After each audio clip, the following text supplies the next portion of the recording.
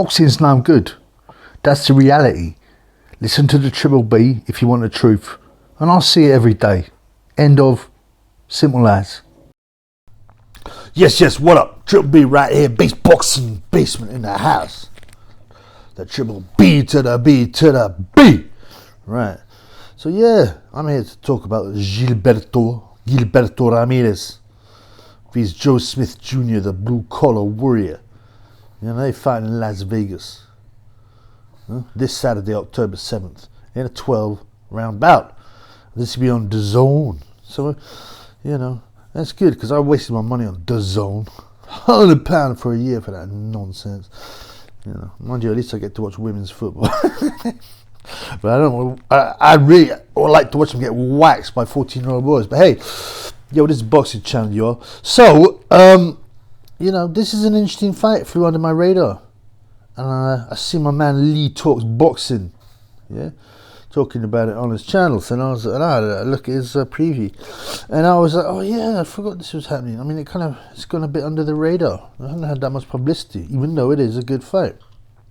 It is a good fight. Both coming off losses, right? Both ex-champions. But these guys fighting now at cruiserweight. This is a cruiserweight fight, a 12-round cruiserweight fight. So, what makes it interesting is, you know, the clash of styles, the fact we're talking about a big jump in weight. Yeah, a big jump in weight. Ramirez was WBO 168-pound super middleweight champion, and he moved to light heavyweight division. Yeah.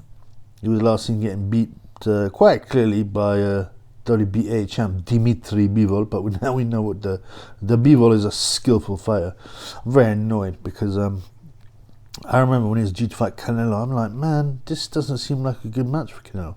But I mean, I've been swayed by stuff I'd watched recently about people saying, oh, boxing's all fixed, it's all fixed, I'll never let Canelo lose. And I thought, yeah, he might get a dodgy point decision, but I was wrong. I'm really annoyed because I should have, could have put a bet on. Anyway, whatever, man. I get loads of other bets that come true. And Zurdo, yeah, Zurdo has now moved up from light heavyweight to cruiserweight. So apparently Ramirez has fought before at cruiserweight when he missed a weight, but ultimately this is his first true fight at cruiserweight, and you know, that's the same. That's the same for Joe Smith Jr., the former WBO light heavyweight champion. Now he was last seen losing his title to Artur Beterbiev, and that's in 2022. Now, you know, the Long Island favourite, you know, the blue collar favourite. You know that what is he, a fireman, yeah? But you know, like, you see the pictures of him. He hangs out with some heavy mob dudes, guy. You know what that means. That means they're involved. Yeah. And he doesn't look happy about it either. He never looks, he doesn't smile. You know what I'm saying? So, so he's coming back and moving up in weight, Joe. And he was a blue collar favourite, as I said. I thought he would have I thought obviously Beterbiev would win, right? But I thought Joe Smith would put up a strong fight because he's got a good chin and he can punch, but he got waxed, unfortunately. And there was all these guys, you know, with their t-shirts and you know, firemen's outfits, and unfortunately, I think it lasted like 2 rounds, man. And he's lost his brother in May of this year. That can often motivate a guy, but that's not. But that, you know, you got the old favourite stories, Buster Douglas and people. That's the most famous one, isn't it? They forget, of course, Buster trained. They forget, of course, that Buster never trained before properly, and that Mike Tyson was doing yayo with a 2-pack, I think even the night before. I think it was 2-pack, some rappers anyway, and smashing Japanese brasses and barely trained, and he still almost knocked out Buster Douglas. But anyway, that, you know, it can motivate these tragedies. I was just reading something about Oscar Del Almo this morning, and he was saying, and the story was, they always lie, it's always PR, man. And this article luckily admitted, and they're saying, oh, he's unmotivated to win the gold medal after his mother died. And De La Hoya goes, oh, yeah, that isn't actually true. I'm just going to win it anyway. Also, they make out like my mother was some kind of, role model for me and stuff like that. He goes, I had quite a difficult life with my mother. She'd be really hard on me. That's PR for you. There's another PR story, right? The classic. I mean, there's all kinds of nonsense, but the classic one is Muhammad Ali came back. Then Cassius Clay came back from winning the gold medal. And then he came back to Louisville, Kentucky, and he saw the discrimination and the segregation, and none of the white people allegedly, congratulate him, and he went to the river.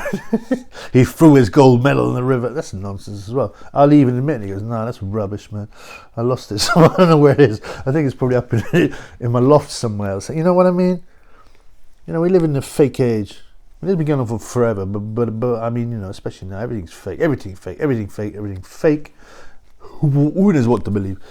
Anyway, back to this big fight. So, Joe Smith. Like I said, last seen in June of 2022, getting waxed, smoked, battered by Beterbiev in a unification match. But Beterbiev, we know is special, but I just thought that Joe Smith would see him through some hairy moments. I thought he'd get stopped late, not in 2 rounds, and all his funds were a bit bitter. Yeah. But I mean, Joe Smith, he's been a favourite of mine because I do like he also lost to Dimitri Bivol, by the way, quite clearly before for the light heavyweight title, and again, that's no disgrace, especially now we know how good Bivol is. But Joe Smith has always had a gutsy warrior. He's scored some. He started to come into notice of boxing fans when he killed Andrzej Fonfara. Fonfara was a decent, Polish guy, very tall.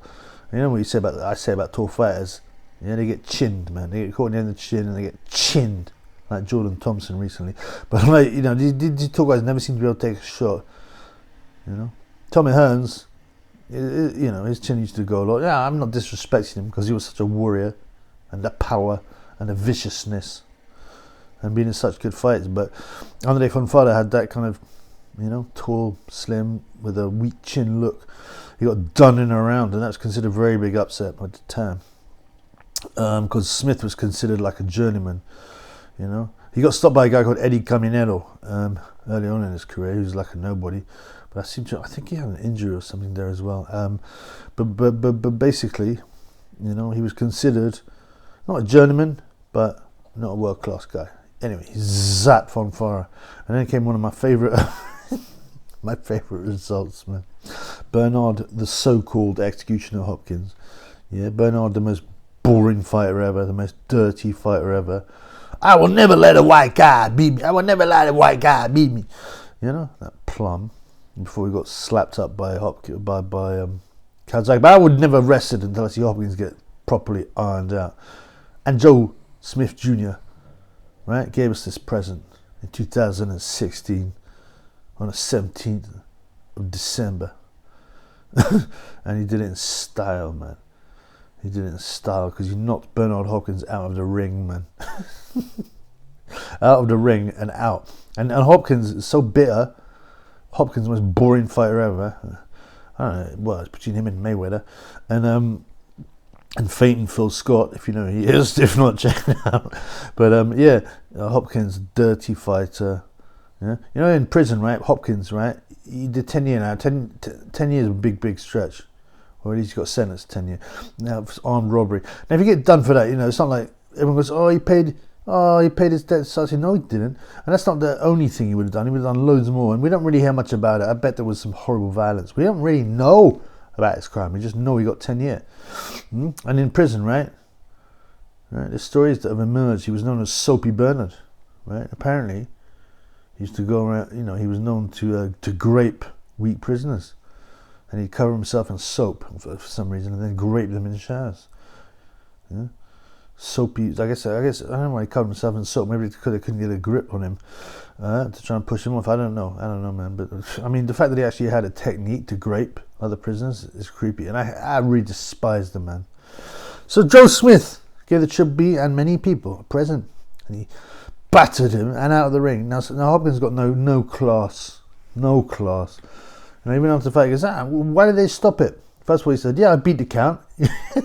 He was out of the ring for 20 seconds. You're out, blood. And he said, oh yeah, I was a push. You watch it again, he gets smashed. So obviously Joe's been a favourite because of that. It's like the Andy Ruiz slapping up Gilberto. You know, I would always have a soft spot for Andy Ruiz, even though he's a fat pig and a waste of talent. You know what I'm saying? Anyway, but the things with Smith, he's difficult. You know, he finds it hard to deal with. He can punch and he's a warrior, but he finds it hard to deal with decent boxing skills. You know.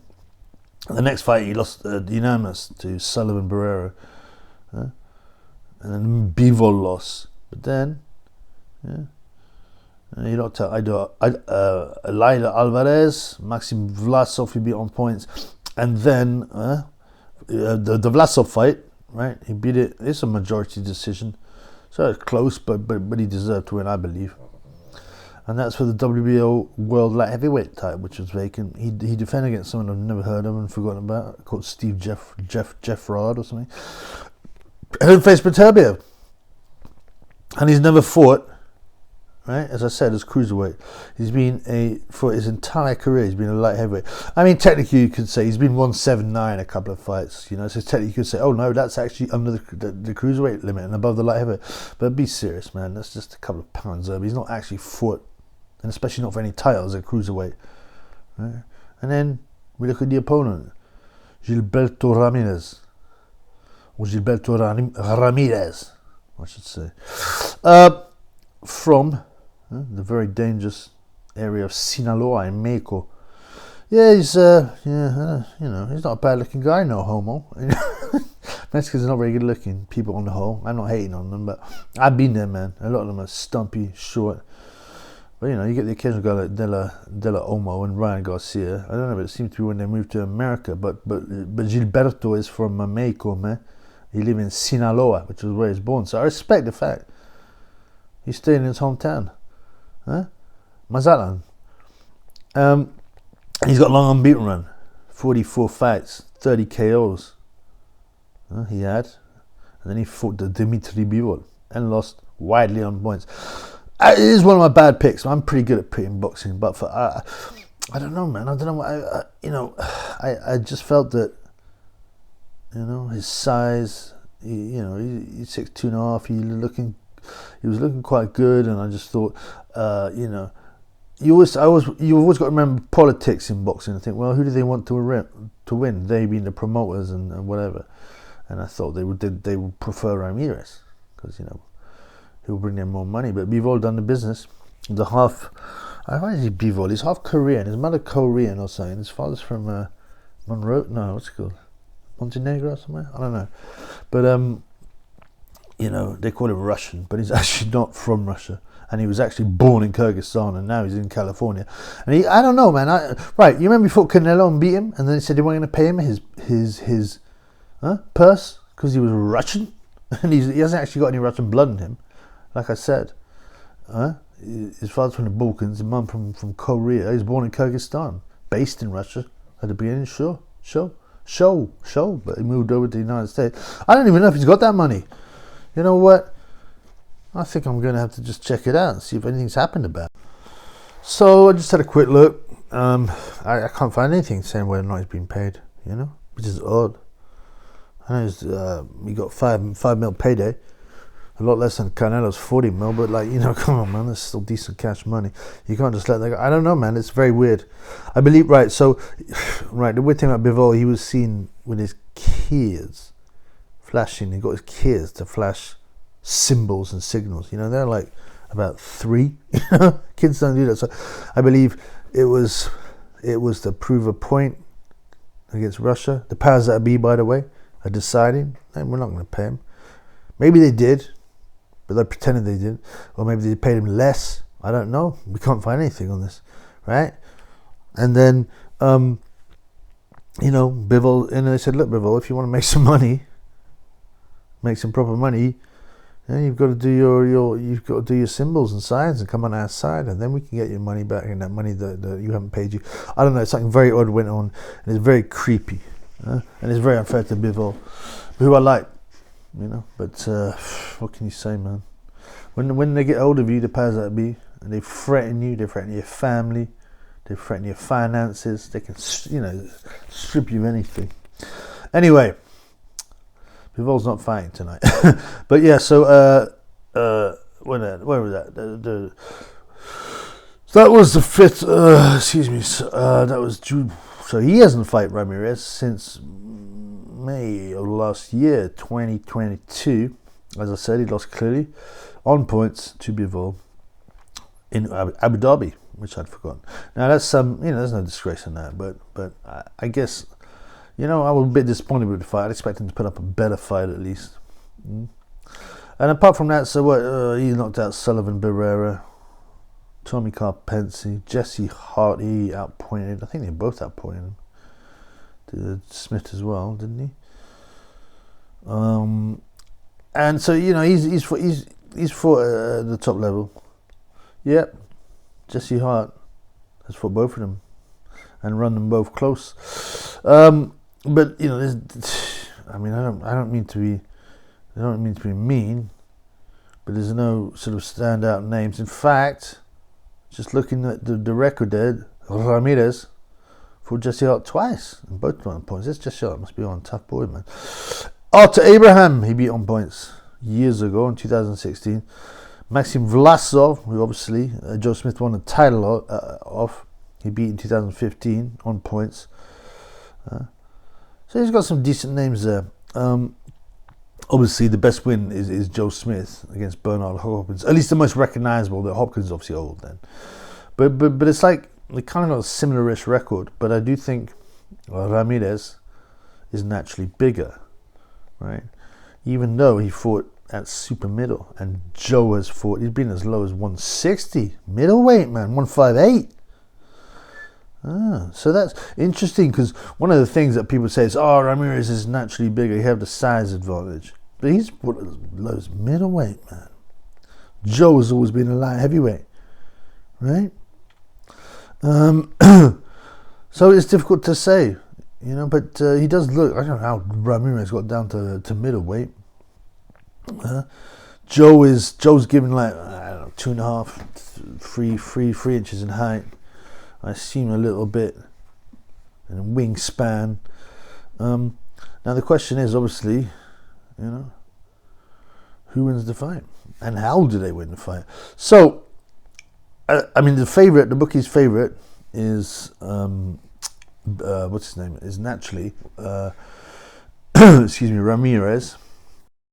Yeah, and the best price you can get on Ramirez is 1.33, which is like 3-1 on. Yeah, and always use decimal odds, right? Anything else is for fools. Fractional odds are for fools, man.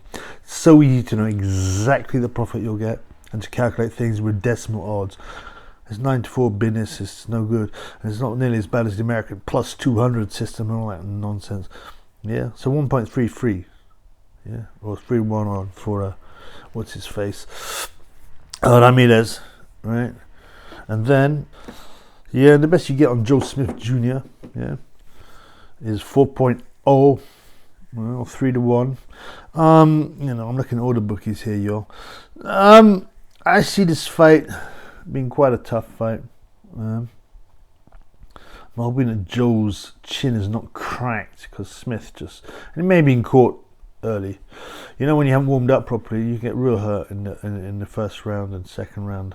But you know, especially the first round. You know, I think he was hurt then, and then he brought it over in the second round. He was just finished off. You know what I'm saying? Joe should have been a bit more patient. He just decided to go in there slugging, but his range wasn't right. And Beterbiev feasted on him. Yeah, feasted on him. But I'm hoping.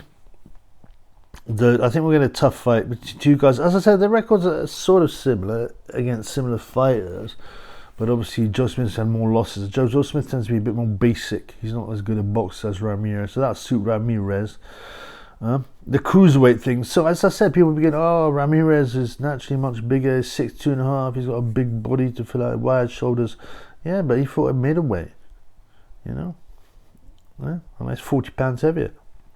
And it's his first fight as cruiserweight, really. Joe Smith as well. Joe Smith is 6 foot only, but he fought his entire career at light heavyweight, and he doesn't like, I don't know, man. He doesn't look like he was pretty well filled out. You know, I don't know.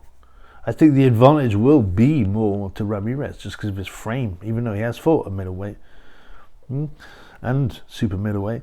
I would suggest, I'll go along with most people would say that the weight will suit Ramirez. Yeah, Joe Smith, 34, man, right? He's not shot one, but he's had hard fights, that's for sure. Zordo is 32, but he hasn't had the series of hard fights. So I'm going. My pick is Ramirez to use his better boxing skills to frustrate Joe Smith, but Joe Smith will still have his moments. He'll have his moments. You know, he's a bruiser. He's tough. As long as his chin isn't cracked. I mean, Ramirez is a decent puncher. He's not like, you know, a killer. He's not a Beterbiev, but